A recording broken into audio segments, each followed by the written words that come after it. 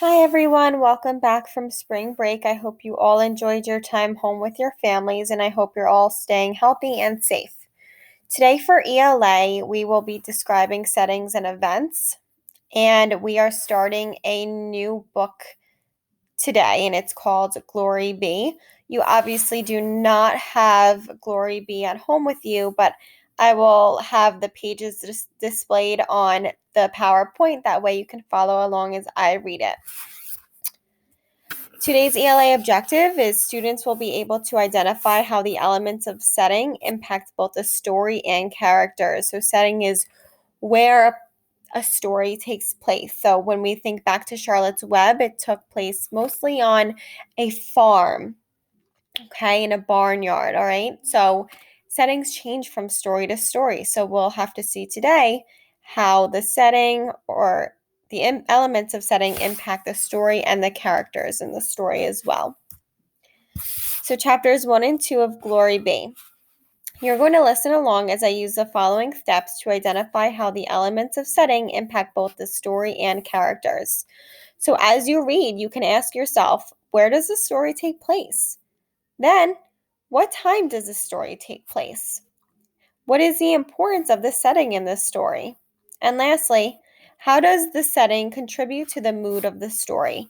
And I know a lot of us have trouble remembering what mood is, but just think of how you feel when you read the story. Sometimes as we read, we feel scared or we feel excited, we feel happy.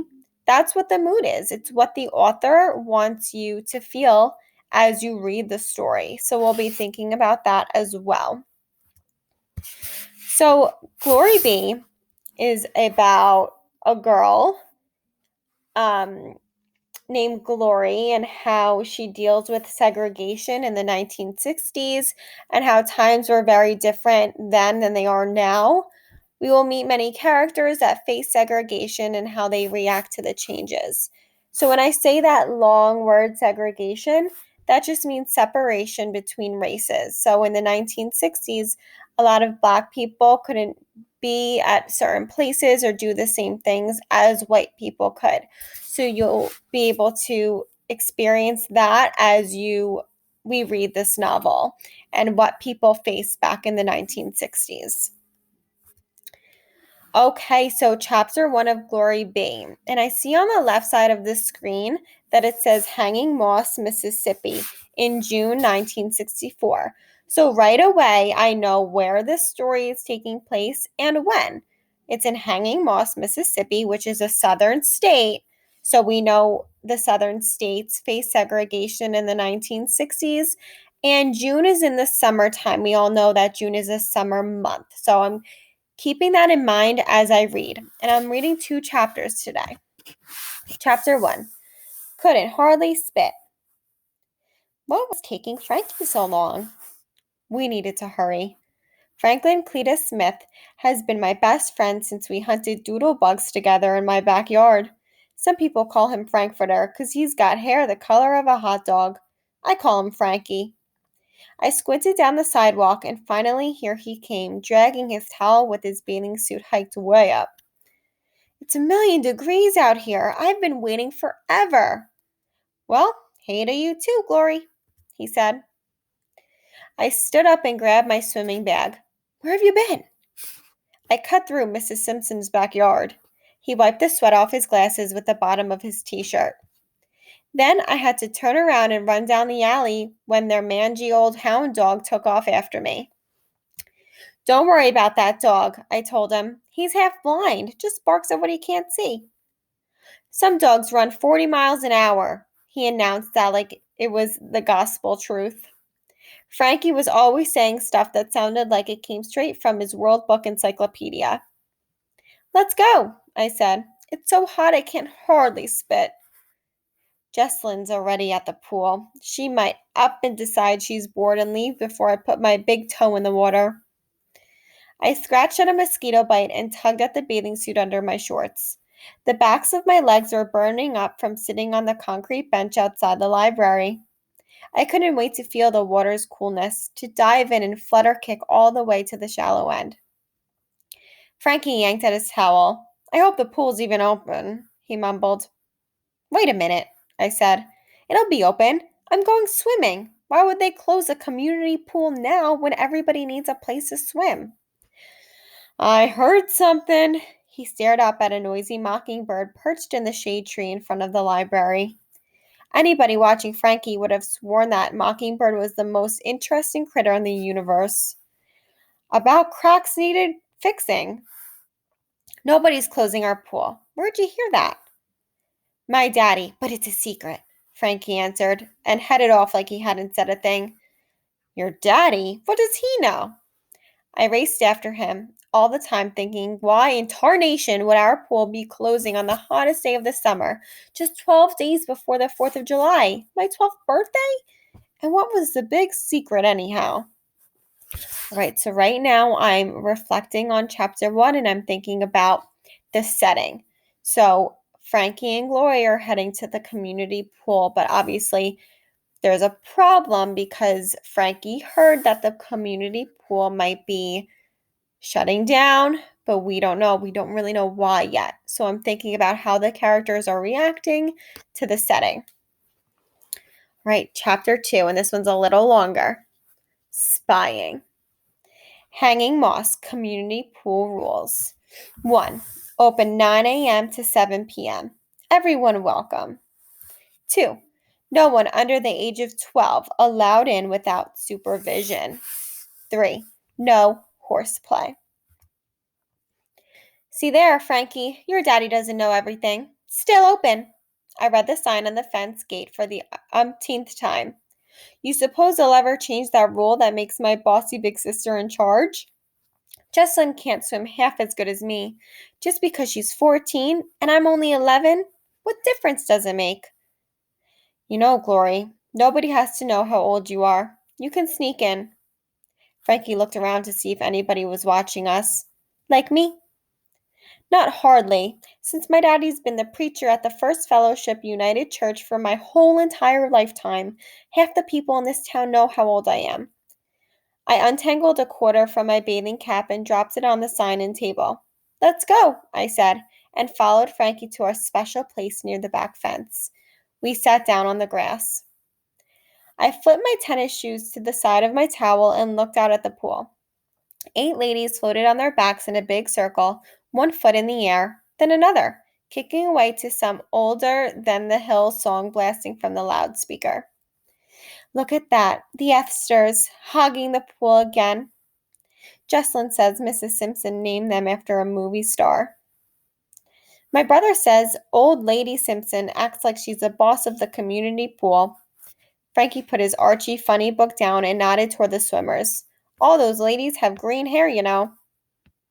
Before he could quote from his 5th grade science book about why chlorine turns hair green, I yelled, Last one in's a monkey's uncle, and jumped in. Frankie set his eyeglasses in his shoe for safekeeping.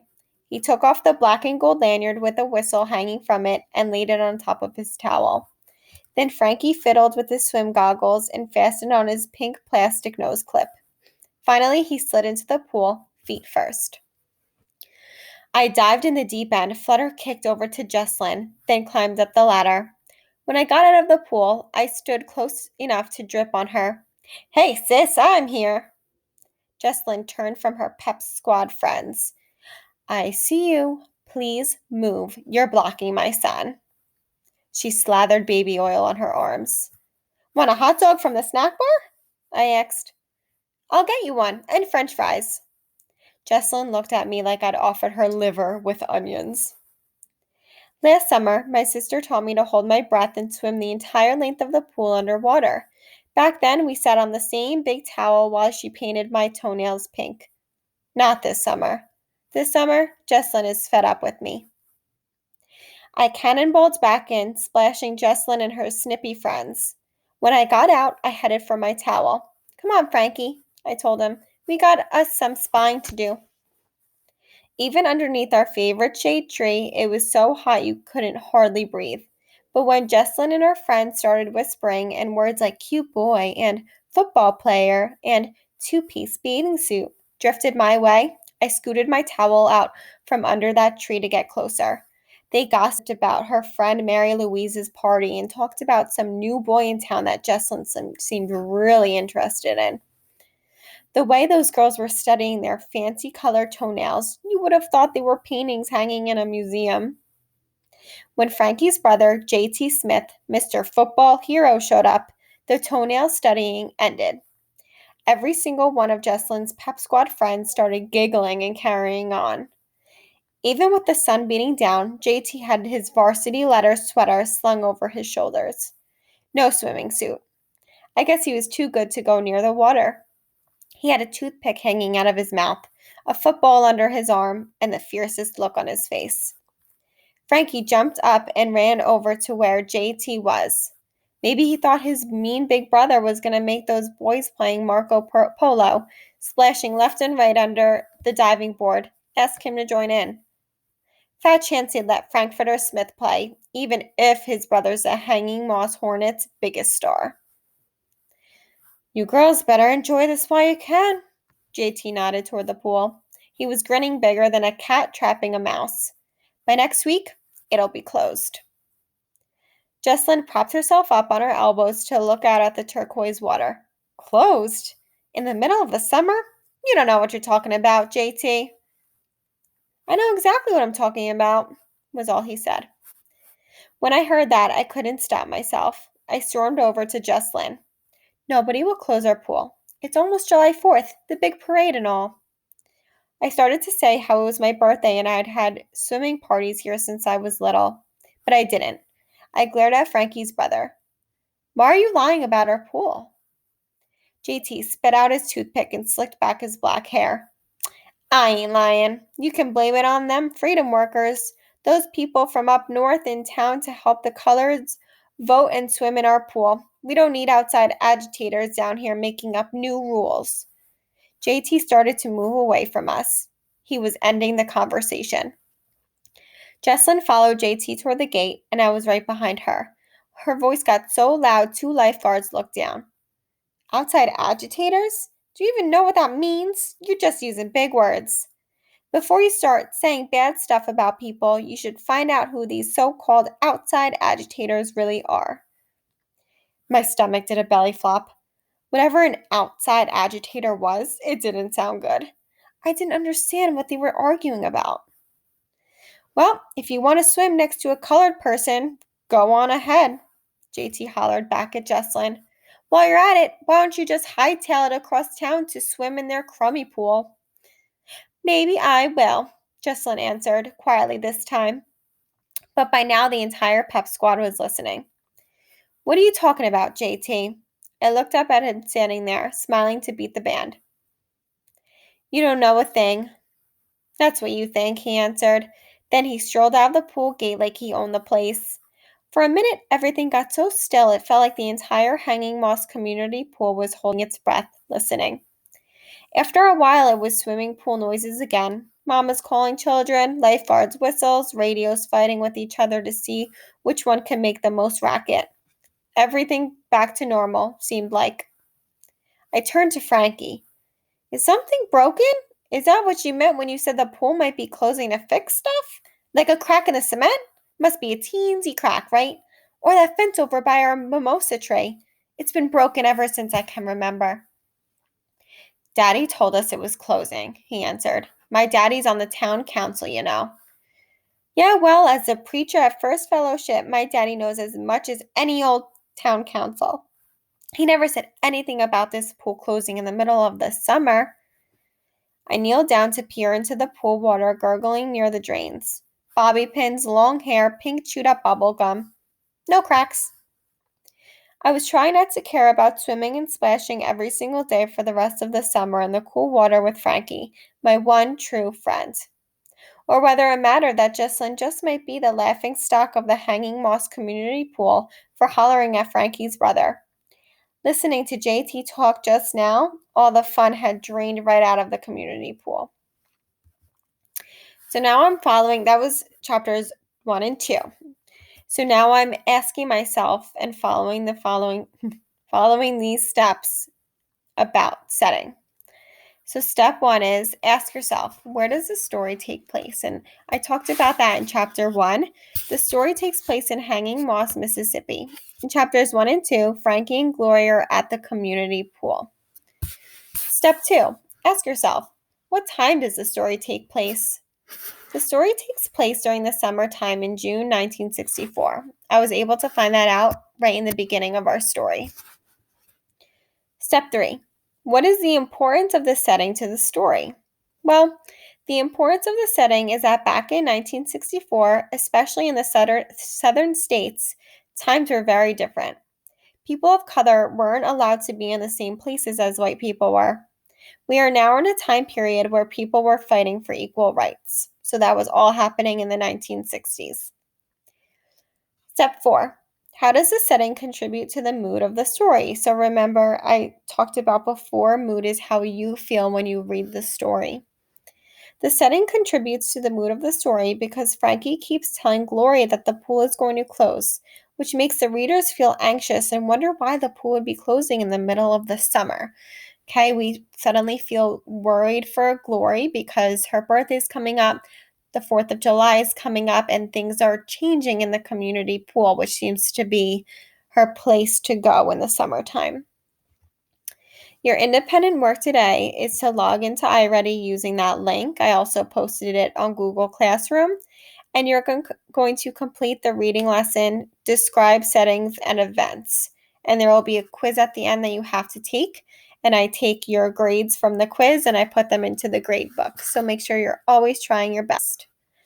All right.